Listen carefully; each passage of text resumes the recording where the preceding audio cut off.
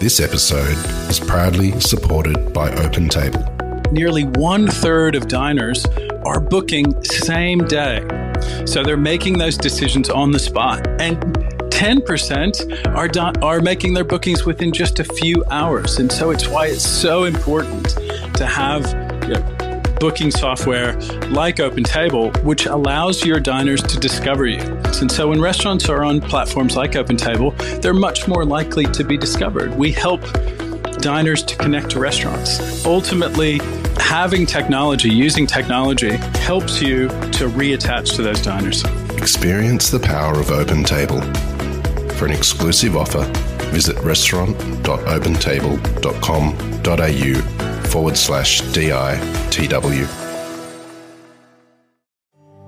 A lady walked past and said, "I love your eggs," and we get lots of comments around the taste and the deep yellow colour of the yolks, and that's due to the pasture that they're eating and our clean flavour.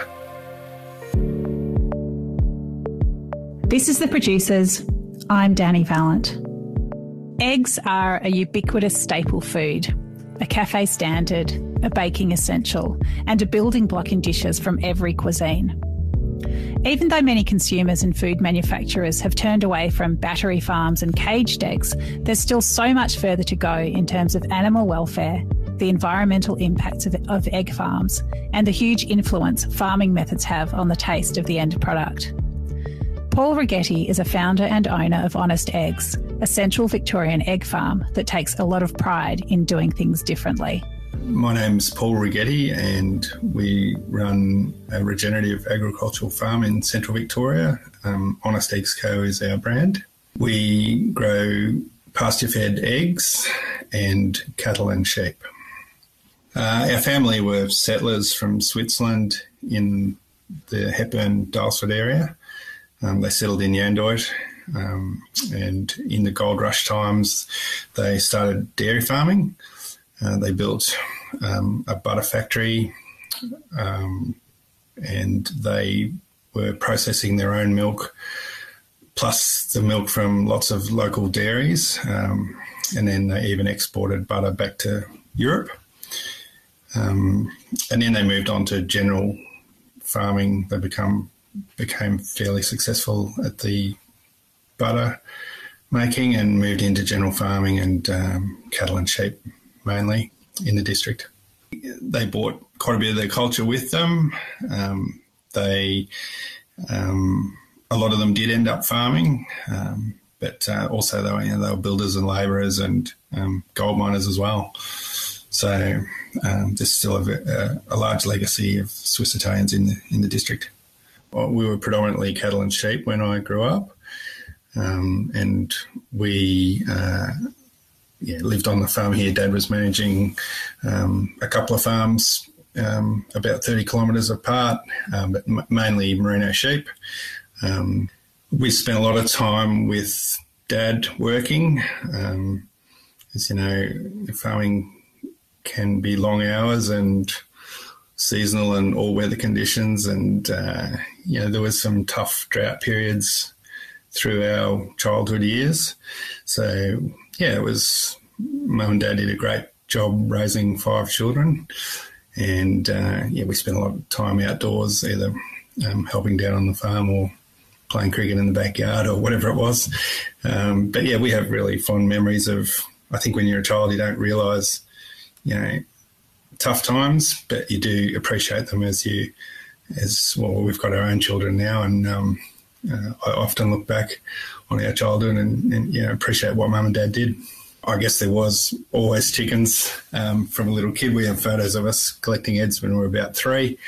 Backyard chooks, living off the house scraps and running around the lawn, which is not dissimilar to the way we manage them now.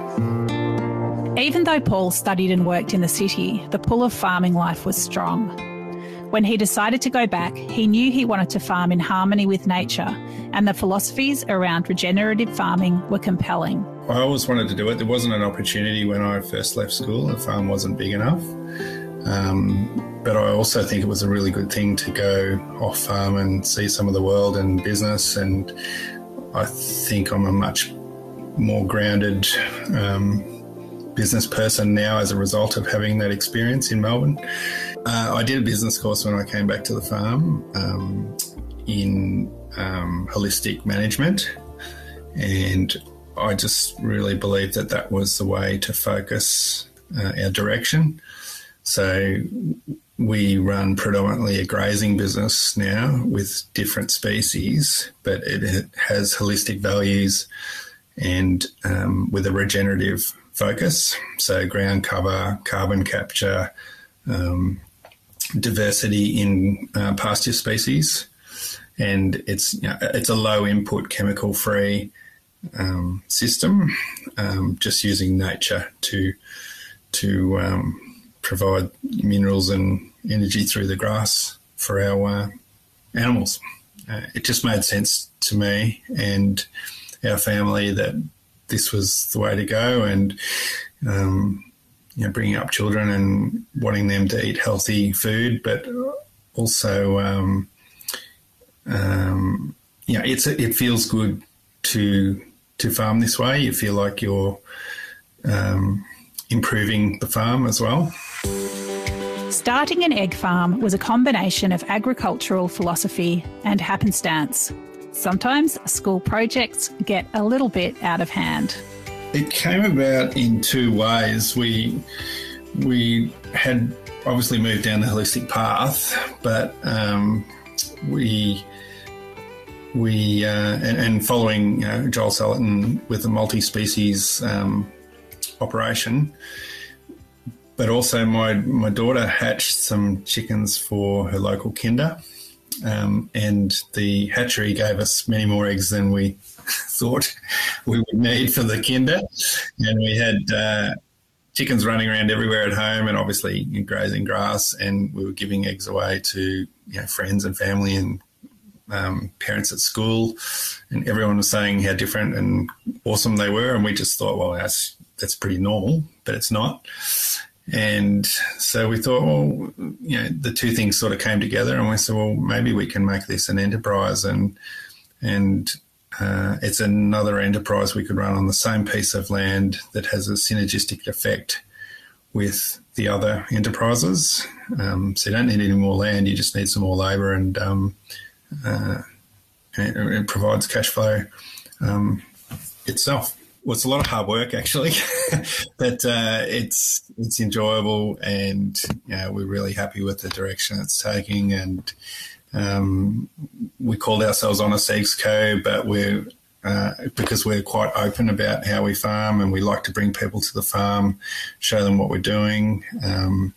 We often have school groups come through, and we were really surprised by the lack of knowledge out there, especially amongst children. There's a disconnect between where their food comes from and where it's grown, and it's a little bit disturbing, actually. So, we love educating kids on good food and bringing people to farm and showing them how we do it.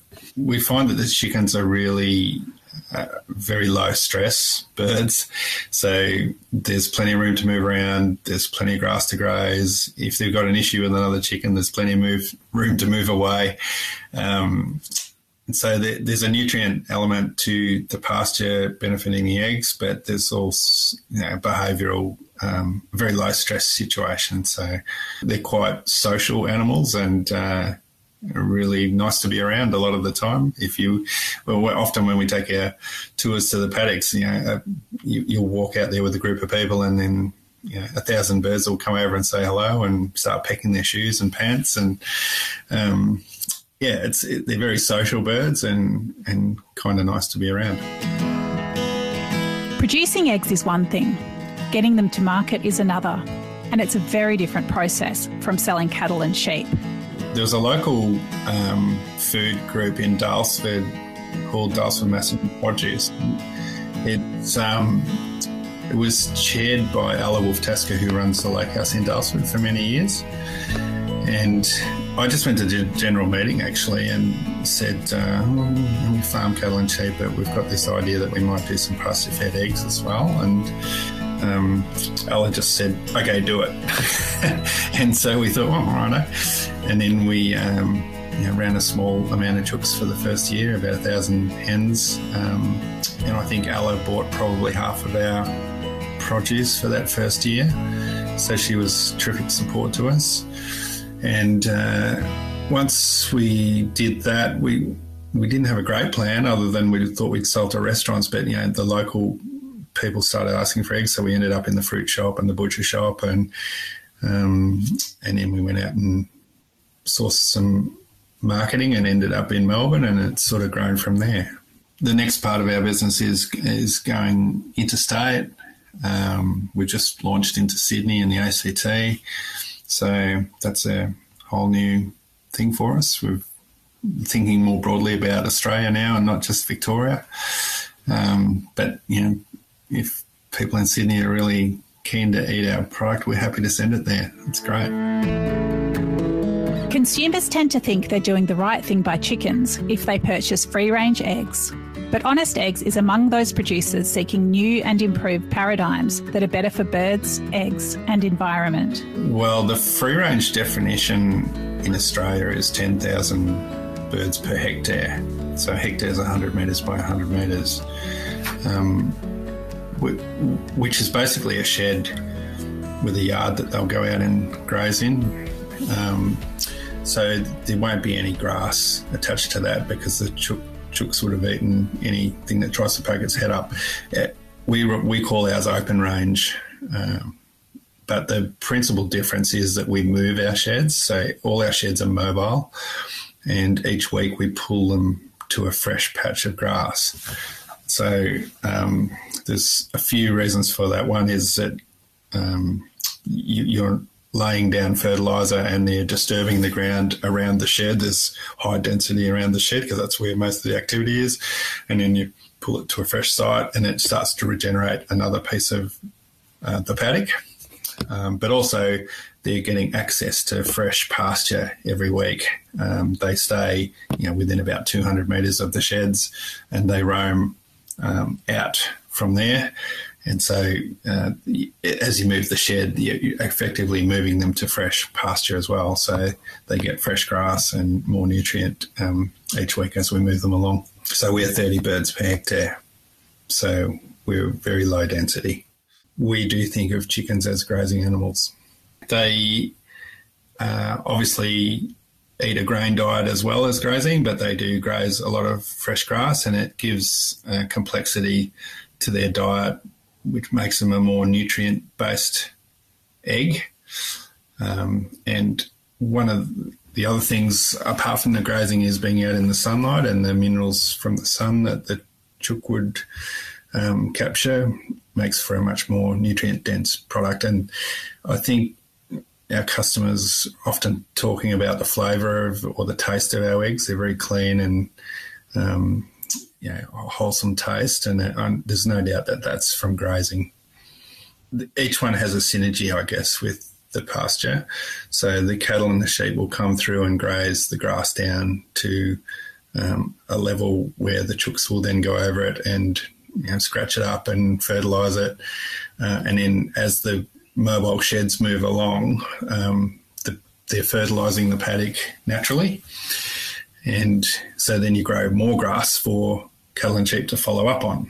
So each species, I guess, has its own role to play in growing more nutrition for the next one. So we have an egg collectors on Polaris quad bikes. So a four-wheel side-by-side bike with a trailer on, and because the sheds are spread over quite a vast area of our farm, they'll ride the bike out to the sheds, and then the birds lay in nesting boxes inside the shed, which roll onto a conveyor belt, and then that conveyor belt, the eggs are hand collected off the conveyor belt onto trays, which then come into our fridge and then into our packing shed for packing. Honest egg farmers have some very special assistants protecting their laying birds. Enter the loyal and lovely Maremas. Dogs are an integral part of the poultry business because we don't shut our sheds. So our birds are free to range from dawn to dusk, and they roost in their sheds at night, but we don't close the sheds. So the minute the sun's up in the morning, they're out grazing and right till dark. So the dogs, obviously predator protection, and foxes being the number one predator. So just having a dog live with the shed keeps any foxes away. They have a natural instinct to guard whatever they're grown up with. So a Maremma is the breed we use, and we place them with the chooks when they're a pup, and they just get used to living with that shed, and they get used to having birds stand all over them all day and annoy them, but they bond with them and they protect them for the rest of their life. We have 8 roaming sheds, so each shed has a dog attached to it. Making a product you're proud of is one thing. Hearing from people who enjoy it makes the effort feel even more worthwhile. I guess it's very rewarding when we get the compliments from our customers. That probably has surprised me a little bit, that we get such great reviews and loyal customers that buy our product, and it's very satisfying for us to provide that. The business has grown now to a point where we don't know all of our retailers, well, I don't anyway, on the farm. Roger and Jeanette, who do our marketing, would know a lot more of our the stores and the restaurants that buy our eggs. But yeah, we get lovely feedback, and it's very satisfying. I actually filled in for a delivery driver about a month ago in Melbourne, and we were delivering some eggs in Elwood, and a lady walked past and said, "I love your eggs." And we get lots of comments around the taste and the deep yellow colour of the yolks, and that's due to the pasture that they're eating, and our clean flavour. We seem to be heading in the right direction, and I guess when we get lovely comments through our social media or letters to say how great our produce is, that's great. Farming is never easy. So what is it that gets Paul Righetti up every morning? I really enjoy living in the country. It's quite rewarding running a business that employs local people, and as I said, we're up to 20 odd staff now, so it's challenging and but also rewarding, and we're offering employment to locals whilst growing our own business. And I think both Ian and Kim Garsett are the other partners in our business. We have young families, and just watching our children grow up around the business is quite rewarding. There's a growing wave of good food people out there, and you're seeing more and more in social media now, and I guess it was one of the reasons we called our egg part of our business Honest Eggs Co, is because we're quite open and transparent about how we farm. I don't think you'll see that in industrialised farming, or you certainly won't be able to go on a lot of those farms. But we're quite open about what we do, and we like people to see it because we're proud of it, and we think it's the right way to farm. So I think it's shooting for optimum rather than maximum, and optimum not only means from a profitability point of view, but from a landscape point of view and a people point of view as well. It's certainly changed our life, and we knew our general manager, Roger Boyd. I think when he came on board, he said this is a life-changing business, and it certainly has been, and continues to be. Eggs are on everyone's shopping list. But the more you know about what goes into creating a great egg from happy chickens, it makes it easier to spend that little bit extra and get a product like Honest Eggs. Paul Righetti is one of a number of farmers using regenerative agriculture to change the paradigms around egg production.